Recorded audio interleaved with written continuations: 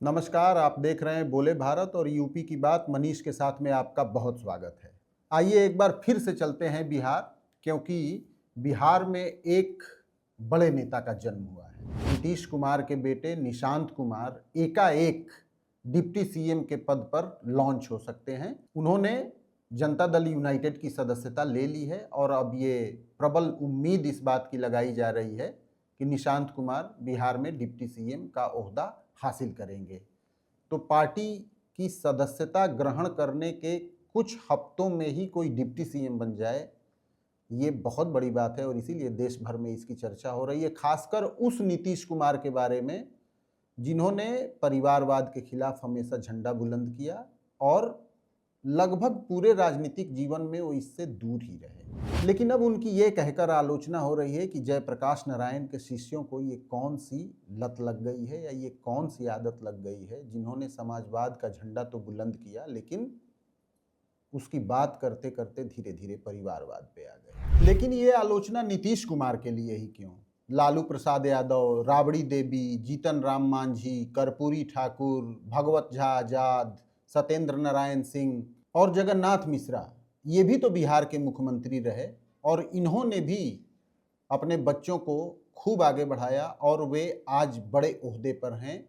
कोई सांसद है, कोई विधायक है, तो कोई बिहार सरकार में मंत्री है। इन सभी मुख्यमंत्रियों की दूसरी पीढ़ी बिहार और देश की राजनीति में क्या अपनी भागीदारी दे रही है, इस पर बात करेंगे। लेकिन आइए उससे पहले जान लेते हैं कि बिहार के ऐसे कौन कौन से नवयुवक हैं जो सीधे इतने बड़े पदों पर लॉन्च हुए हैं और जिन्हें या तो पार्टी का प्रमुख बनाया गया है या वे सीधे मंत्री बने हैं। बिहार विधानसभा के चुनाव के बाद जब नीतीश सरकार का शपथ ग्रहण समारोह हुआ था, तब सबसे बड़ी चर्चा मुख्यमंत्री के बाद किसकी हुई थी, आपको याद है?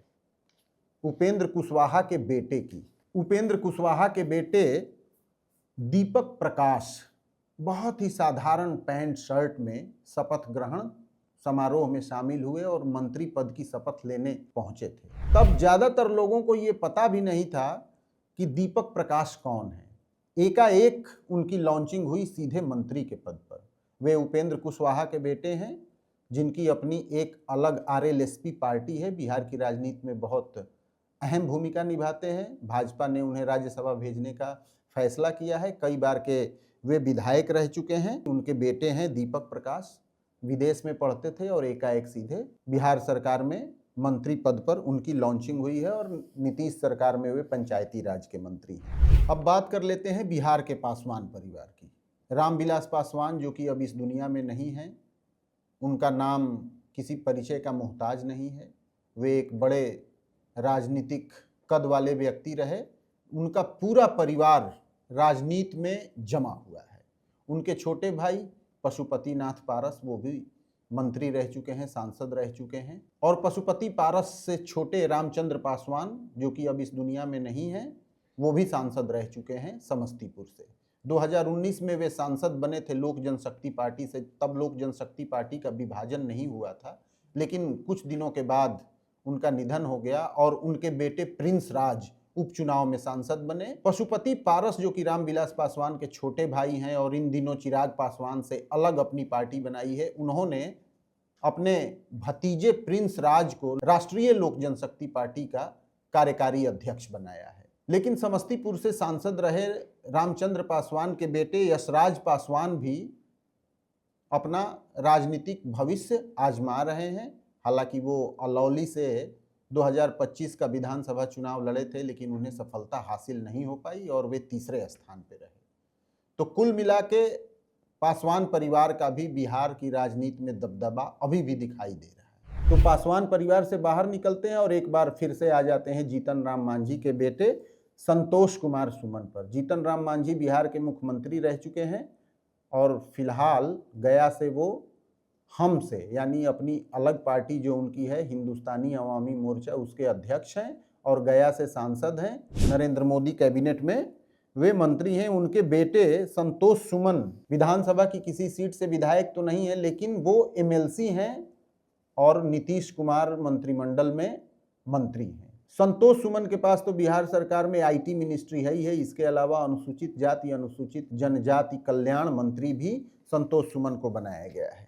आइए अब एक अन्य बड़े नेता की बात कर लेते हैं, जहानाबाद के पूर्व सांसद अरुण कुमार के बेटे ऋतुराज की। 1999 और 2014 में अरुण कुमार सांसद बने थे, लेकिन नीतीश कुमार से मनमुटाव के बाद उन्होंने जेडीयू छोड़ दी थी। 2025 में बिहार विधानसभा चुनाव से ऐन पहले अरुण कुमार और ऋतुराज ने जनता दल यूनाइटेड ज्वाइन कर लिया था। उसके बाद से जहानाबाद की घोसी सीट से उनके बेटे ऋतुराज को जेडीयू ने टिकट दिया और वो घोसी से जेडीयू के विधायक हैं। एक दूसरे बड़े नेता जगदानंद सिंह की भी बात कर लेते हैं। वे लालू यादव की पार्टी राष्ट्रीय जनता दल के प्रदेश अध्यक्ष हैं, बक्सर से आते हैं वो। उनके बेटे सुधाकर सिंह फिलहाल बक्सर से राष्ट्रीय जनता दल के सांसद हैं और इन्होंने भाजपा के मिथिलेश तिवारी को बहुत बड़े अंतर से, लगभग 4 लाख से ज़्यादा वोटों से इन्होंने हराया था। इससे पहले ये रामगढ़ से विधायक रह चुके हैं। अब कुछ चर्चित चेहरों की बात कर लेते हैं जिनके बारे में ज़्यादा कुछ बताने की ज़रूरत नहीं है, लेकिन वे भी अपने परिवार की विरासत संभाल रहे हैं, जिसमें तेजस्वी यादव और तेज प्रताप यादव के बारे में आपको जानकारी है ही है, ज़्यादा उनके बारे में बताने की ज़रूरत नहीं है। इसके अलावा रामविलास पासवान के बेटे चिराग पासवान, जो कि हाजीपुर से सांसद हैं और मोदी सरकार में मंत्री हैं। एक दूसरे अहम नेता हैं, बिहार सरकार में मंत्री हैं अशोक चौधरी। उनकी बेटी शांभवी चौधरी, वो सांसद हैं समस्तीपुर से।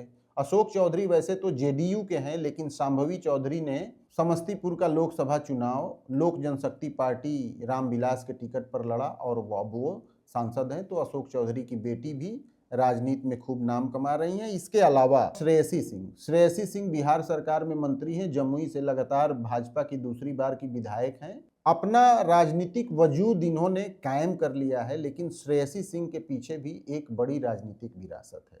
बिहार के दिग्गज नेताओं में शुमार और केंद्र में कई बार मंत्री रहे दिग्विजय सिंह की वो बेटी हैं। दिग्विजय सिंह बहुत कम उम्र में ही इस दुनिया से चले गए, लेकिन उनकी राजनीतिक विरासत श्रेयसी सिंह संभाल रही हैं। सम्राट चौधरी का नाम भी इन्हीं नेता पुत्रों में शुमार किया जा सकता है। वे भी शकुनी चौधरी के पुत्र हैं और इस समय बिहार सरकार में डिप्टी सीएम हैं। उन्हें तो मुख्यमंत्री की रेस में सबसे आगे भी बताया जा रहा है। शकुनी चौधरी कई दलों में रहे और बिहार की राजनीति में उनका अच्छा नाम रहा है। वे अब इस दुनिया में नहीं है और उनकी राजनीतिक विरासत को सम्राट चौधरी आगे बढ़ा रहे हैं। इसके अलावा जगन्नाथ मिश्रा के बेटे, जगन्नाथ मिश्रा का भी निधन हो चुका है। 3 बार बिहार के वो मुख्यमंत्री रहे। उनके बेटे नीतीश मिश्रा मधुबनी की झंझारपुर से विधायक हैं भाजपा से। पिछले नीतीश मंत्रिमंडल में वो मंत्री भी थे, लेकिन इस बार 2025 के चुनाव के बाद वो विधायक तो बन गए, लेकिन नीतीश मिश्रा को इस बार मंत्री नहीं बनाया गया है। तो इस तरीके से देखें तो सिर्फ बिहार ही नहीं, वैसे तो पूरे देश भर में इस तरीके से राजनीतिक विरासत संभालने के कई उदाहरण मिल जाएंगे। ये जरूर है कि निशांत की ताजपोशी के बाद और जब वो भविष्य में डिप्टी सीएम या कोई अन्य ओहदा उन्हें बड़ा मिलता है, तो एक बार ये चर्चा चल पड़ती है कि परिवारवाद और उस समाजवाद का क्या होगा, जिसकी संकल्पना लेकर ये सभी नेता आगे बढ़े थे। लेकिन जैसा कहा जाता है ना कि खुले आसमान के नीचे धूप की रोशनी में सब बराबर हैं, सबको बराबर रोशनी मिलती है, उसी तरीके से इन सभी नेताओं के बच्चों को भी राजनीति में अहम कुर्सियां मिल रही हैं। और बिहार ही क्या, यदि यूपी की भी बात करें तो राजनाथ सिंह के बेटे विधायक हैं, बृजभूषण शरण सिंह के दोनों बेटे एक सांसद हैं एक विधायक हैं, संजय निषाद के बेटे सांसद थे।